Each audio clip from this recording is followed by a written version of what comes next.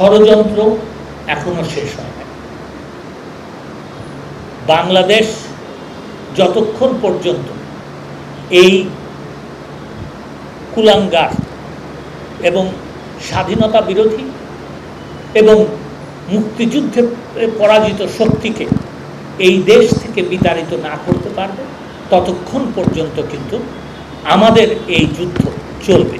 আমার কষ্ট লাগে, আমার দুঃখ লাগে, আমার রাগ লাগে যে আমাকে এই যুদ্ধ অপরাধীর কথা বলতে হবে এখানে, but even then let me clarify the situation. তিনি প্রথম দিন অসুস্থ হয়েছিলেন। অসুস্থ হওয়ার পরে তাকে হাসপাতালে ভর্তি করা হয়।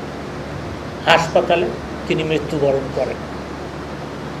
আইনের বিধান আছে যে জেলখানায় যদি কেউ মারা যায়, এবং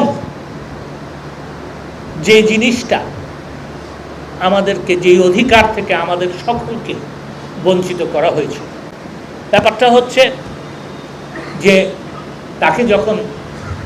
তার যখন মৃত্যু ঘটে, স্বাভাবিক মৃত্যু ঘটে, তখন তার পরিবার থেকে বলা হয় যে তারা পোস্টমর্টেম চান না,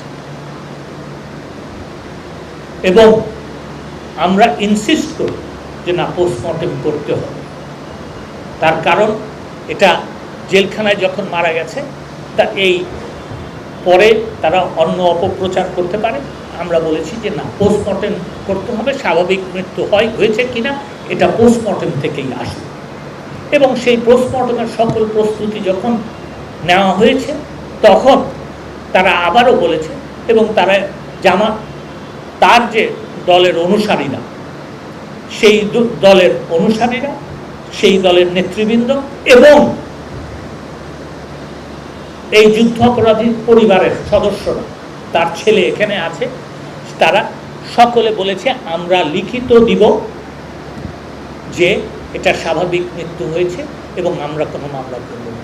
এবং সেই কারণেই তাকে পোস্টমর্টেম, সেই লিখিতটা পাওয়ার পরেই তাকে পোস্টমর্টেম না করে তাকে ছেড়ে দেওয়া হয়েছে।